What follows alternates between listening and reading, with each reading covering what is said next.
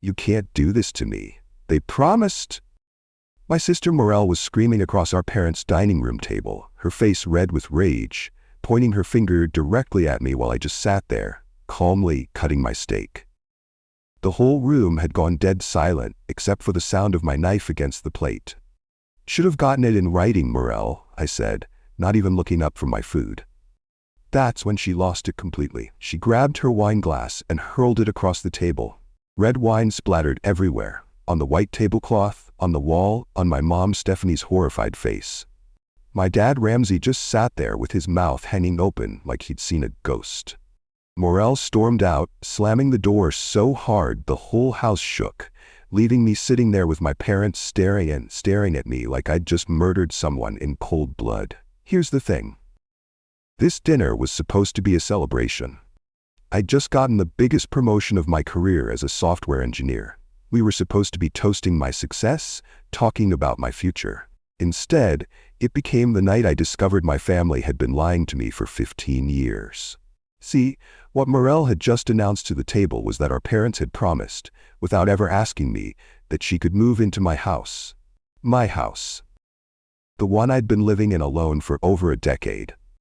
The one I'd inherited, maintained, and paid for completely by myself.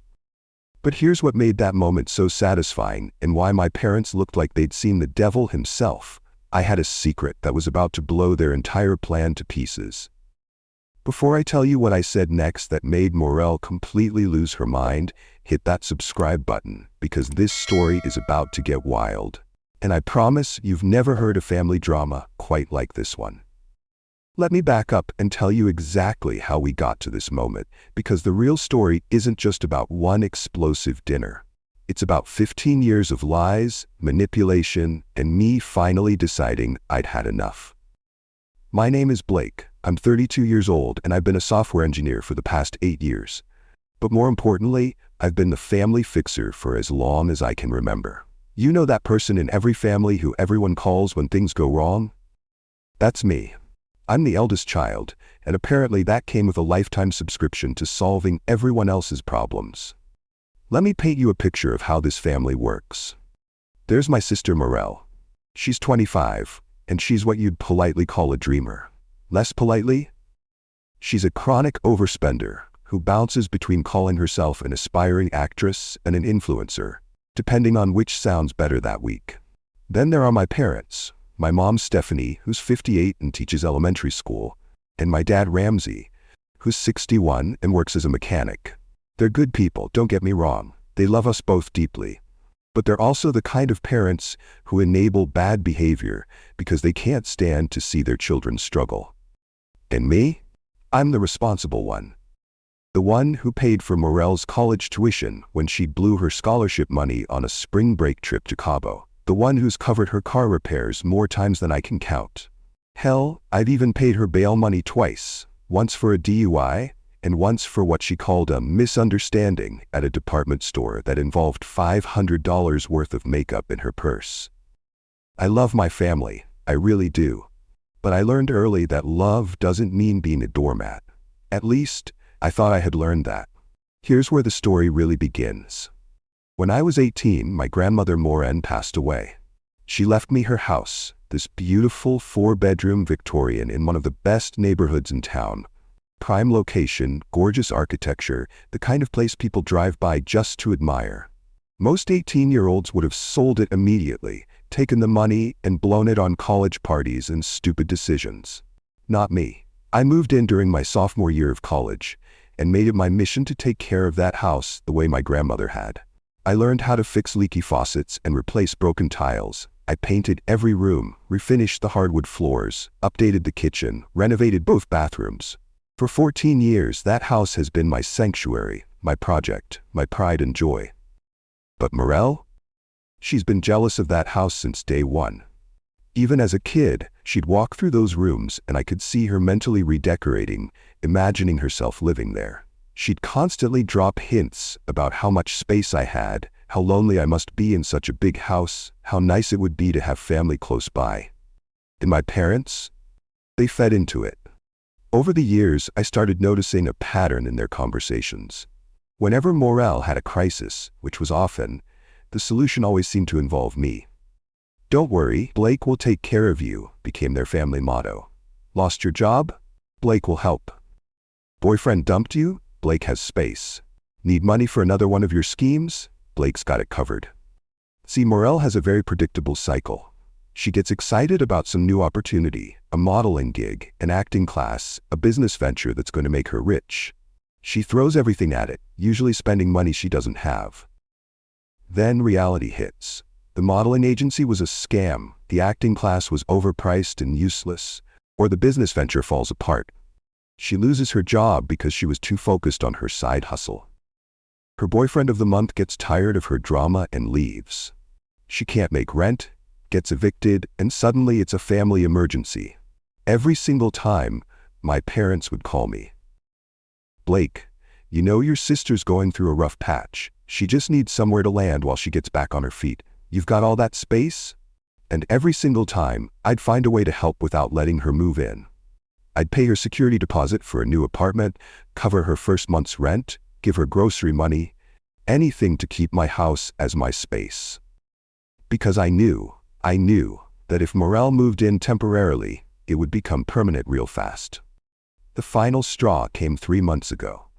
Morel called me crying, saying she had found this incredible business opportunity. Some woman named Jennifer had approached her about selling health and wellness products. Morel was convinced this was her big break, her chance to finally make it as an entrepreneur. She just needed $8,000 to buy her starter inventory and pay for the training program. I should have said no immediately, but she was so convinced, so passionate about it. She showed me testimonials, income projections, photos of other women who had apparently made 6 figures in their first year. Against my better judgment, I transferred the money. 3 weeks later, she called me sobbing. Turns out Jennifer and her miracle business opportunity had disappeared overnight. The whole thing was a pyramid scheme, and Morel was out $8,000 with nothing to show for it, except a garage full of overpriced protein powder and essential oils. That was my breaking point. Not just because of the money, though $8,000 isn't pocket change. It was the realization that no matter how many times I helped her, Morel would never learn. And my parents would never stop enabling her, because it was easier to guilt me into fixing her problems than to let her face the consequences of her choices. But I had no idea that while I was coming to this realization, my family was making plans of their own. Plans that involved my house, my space, my life, without ever thinking to include me in the conversation. 3 weeks after the pyramid scheme disaster, I got the call I'd been dreading. Morel had been evicted from her apartment for non-payment of rent. Not late payment, non-payment. She hadn't paid rent in 2 months because she'd been so convinced that her business investment was going to pay off big time. Now, normally when Morel has a crisis, I get the first phone call. The tearful explanation, the desperate plea for help, the promise that this time will be different. But this time? Radio silence. No call from Morel, no emergency text messages, nothing. I should have been relieved, but instead, I felt this weird knot in my stomach. In our family, silence usually means scheming. I found out what was really happening completely by accident. I'd stopped by my parents' house to drop off some groceries for my mom. She'd been having back problems and couldn't get to the store easily. I was putting milk in the fridge when I heard voices from the living room. My parents were on the phone, and I could only hear my mom's side of the conversation. But what I heard made my blood run cold. "Don't worry, sweetie, we've got it all figured out," my mom was saying. "Blake has that big house with all those empty bedrooms. He won't mind if you stay there for a while." Then there was a pause, and I heard my dad's voice in the background. "We should probably call Blake tonight and let him know the plan." My mom's response? "Oh, he'll be fine with it. You know how Blake is. He always takes care of family." I stood there in that kitchen, holding a gallon of milk, and felt something inside me just snap. They were having an emergency family meeting. About my house, about my life. Without me. I quietly put the groceries away and left without saying goodbye. That night, I waited for the call. The call where they'd present their solution to Morel's housing crisis, like it was already decided, like my opinion was just a formality. The call never came. Instead, over the next few days, I started piecing together what was really happening. My mom mentioned in passing that Morel was staying with a friend temporarily, while she figured things out. My dad made a comment about how nice it would be for me to have family around, how that big house must get lonely sometimes.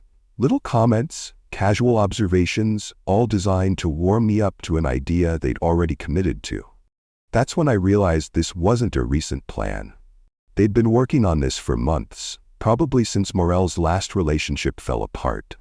They decided that the solution to her chronic instability was to make it my problem, permanently. And you know what? If they wanted to make plans about my life without including me, then I could make plans about my life without including them. I called my friend Kevin the next morning. Kevin's a realtor, and he's been after me for years to sell my grandmother's house. "Blake," he'd always say, "you're sitting on a gold mine. That neighborhood has exploded. You could sell that place and buy something newer, smaller, without all the maintenance headaches." I'd always brushed him off. That house was my grandmother's legacy, my home, my sanctuary. But sitting there, realizing my family saw it as nothing more than free housing for Morel's next crisis, something shifted in my perspective. "Kevin," I said when he answered the phone, "hypothetically, what do you think my house would go for in today's market?" "Hypothetically?" he laughed. "Blake, I've been dying to get my hands on that listing. Give me 2 weeks, and I'll have you offers that'll make your head spin." "What if I said 1 week?" There was a pause. "Are you serious right now?" "Dead serious. But Kevin, this needs to stay between us until it's done. Can you make that happen?" 3 days later, Kevin called me back with the appraisal results. $485,000. I nearly dropped the phone. I'd bought groceries in that house as a broke college student, fixed the leaky roof with my own hands, painted every wall myself. In my mind, it was still just Grandma's old house. But the market had other ideas.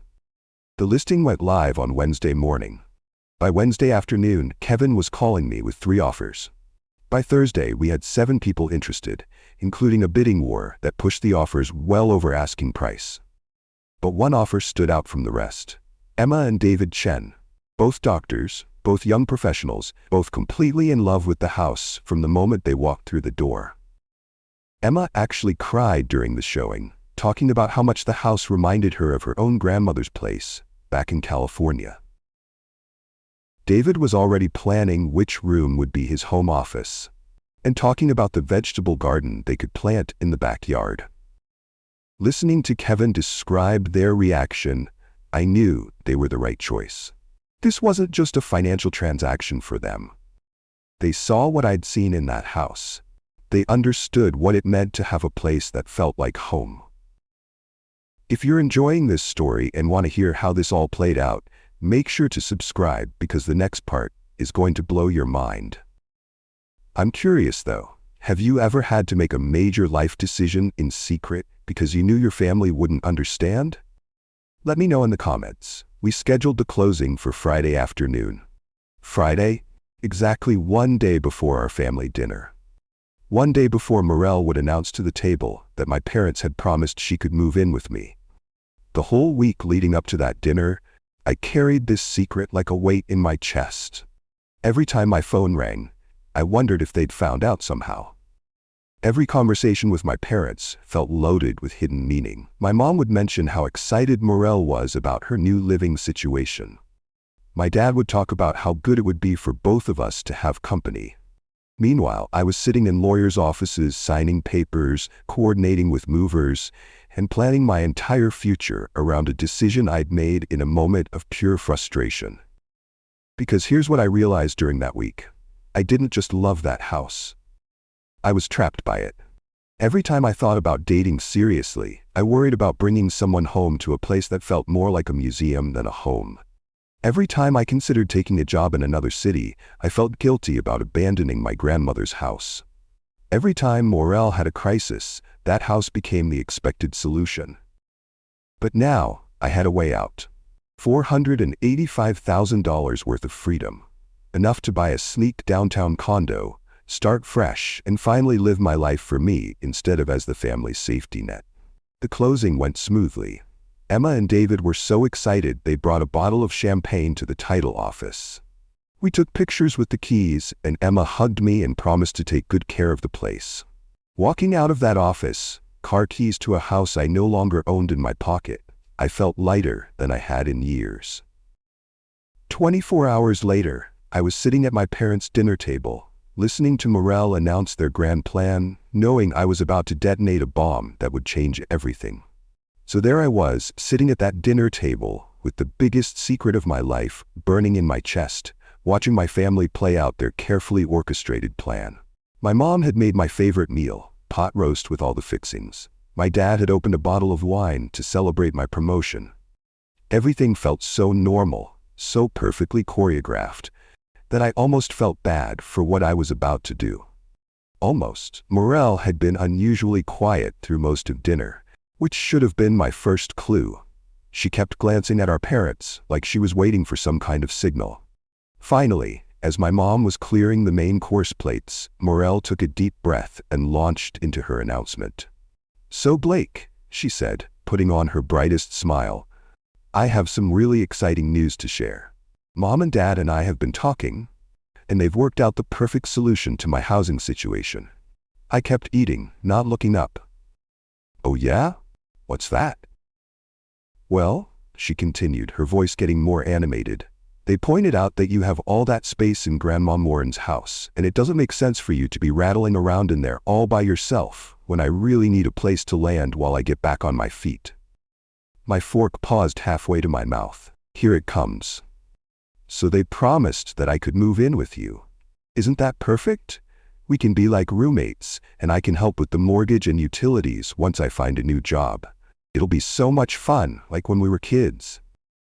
The silence that followed was deafening. My parents were both staring at me with these expectant smiles, like they were waiting for me to jump up and hug my sister in gratitude for this amazing arrangement they'd worked out. I set my fork down very carefully and looked directly at Morel. "That's awkward," I said, my voice completely calm. "Too bad I sold the house last Friday to a nice young couple. They take possession on Monday." You know that moment in movies where everything goes completely silent and you can hear a pin drop? That's exactly what happened in my parents' dining room. Morel's mouth fell open. My dad's wine glass stopped halfway to his lips. My mom actually gasped out loud. "What did you just say?" Morel whispered. "I said I sold the house. Last Friday. The new owners, Emma and David Chen, are moving in on Monday morning. Sweet couple, both doctors. They're planning to start a family soon, so they'll actually use all those bedrooms." That's when Morel exploded. "You can't do this to me. They promised. Mom, Dad, you promised me I could live there." She was screaming now, pointing between me and our parents like she was trying to figure out who had betrayed her worse. Her face was bright red, and I could see tears starting to form in her eyes. "This is unbelievable. You are so selfish, Blake. I'm your sister.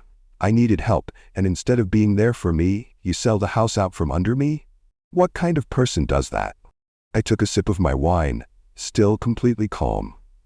"The kind of person who owns the house and can make his own decisions about it." "But they promised," she screamed again, like saying it louder would somehow change reality. "Should have gotten it in writing, Morel." That's when she grabbed her wine glass and hurled it across the table. The sound of it shattering against the wall seemed to snap everyone back to reality. My dad jumped up, my mom started crying, and Morel stormed out of the room, slamming the front door so hard that the whole house shook. In the silence that followed, my parents just stared at me like I'd grown a second head. Finally, my dad found his voice. "Blake," he said slowly, "how could you not tell us you were planning to sell the house?" I looked at him, then at my mom, who was dabbing her eyes with her napkin and looking at me like I'd just kicked a puppy. "The same way you didn't tell me about your emergency family meeting where you decided Morel would move into my house," I said. "Funny how that works, isn't it?" My mom's face went white. "Blake, we were going to talk to you." "When?" "After Morel showed up on my doorstep with her suitcases? After you'd already promised her she could move in?" "When exactly were you planning to include me in decisions about my own house?" "We just thought," my dad started. "You thought I'd go along with it because I always do. You thought you could guilt me in taking care of Morel's problems because it's easier than letting her face the consequences of her choices.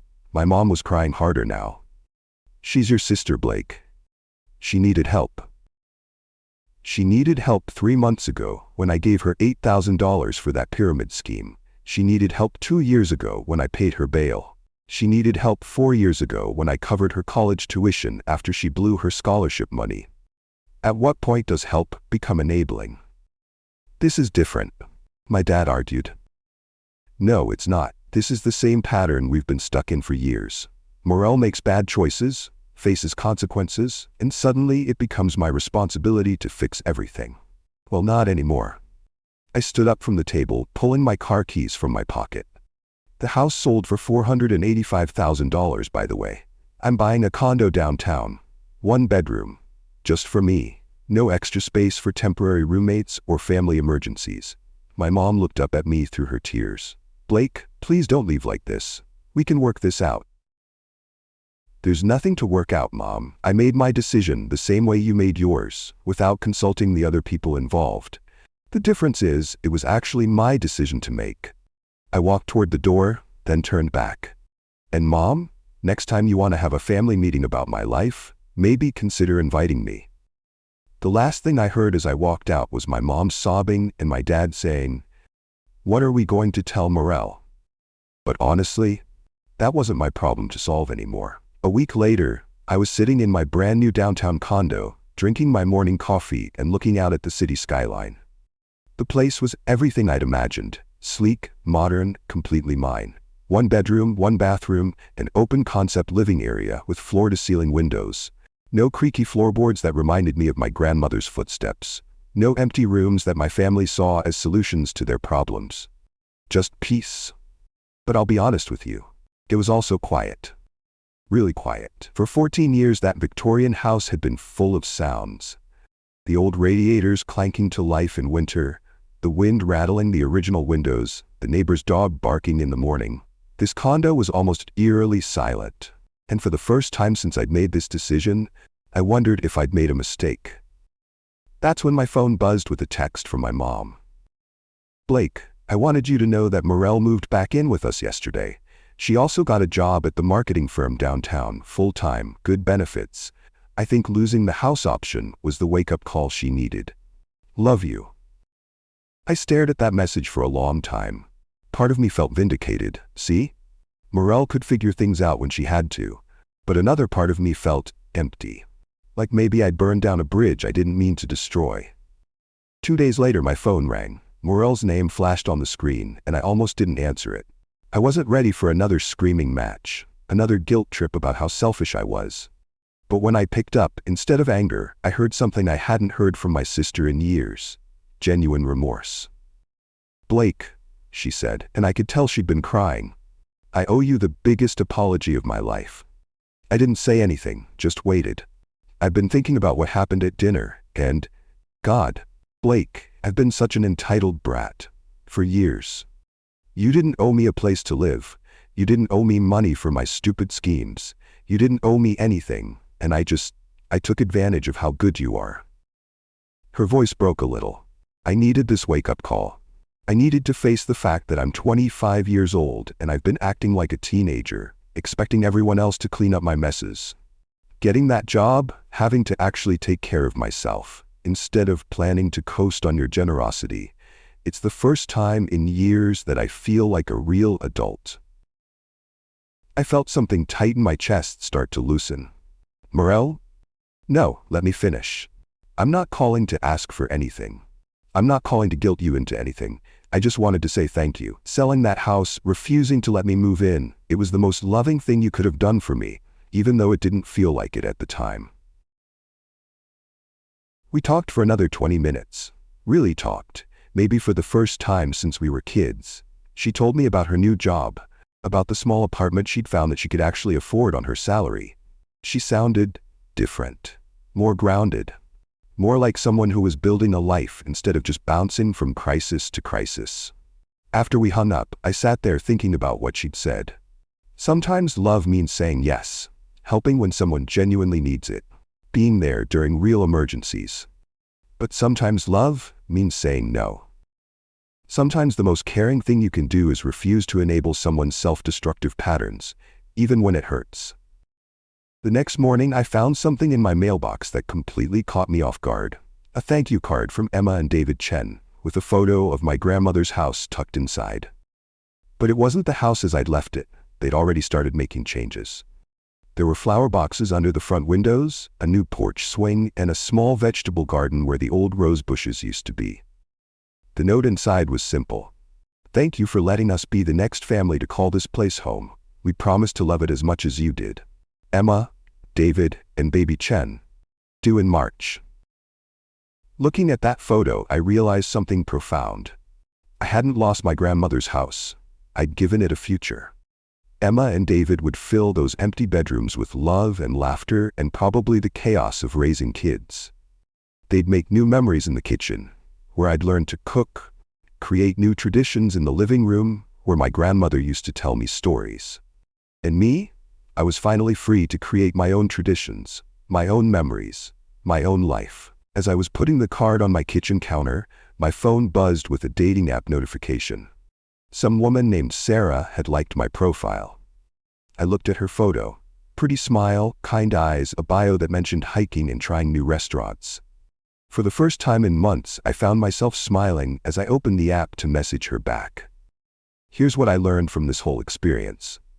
I didn't lose my family when I sold that house. I saved it. I saved Morel from a lifetime of dependency.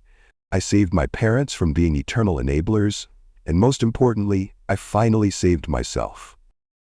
Sometimes the bravest thing you can do is disappoint the people you love in order to help them become who they're supposed to be.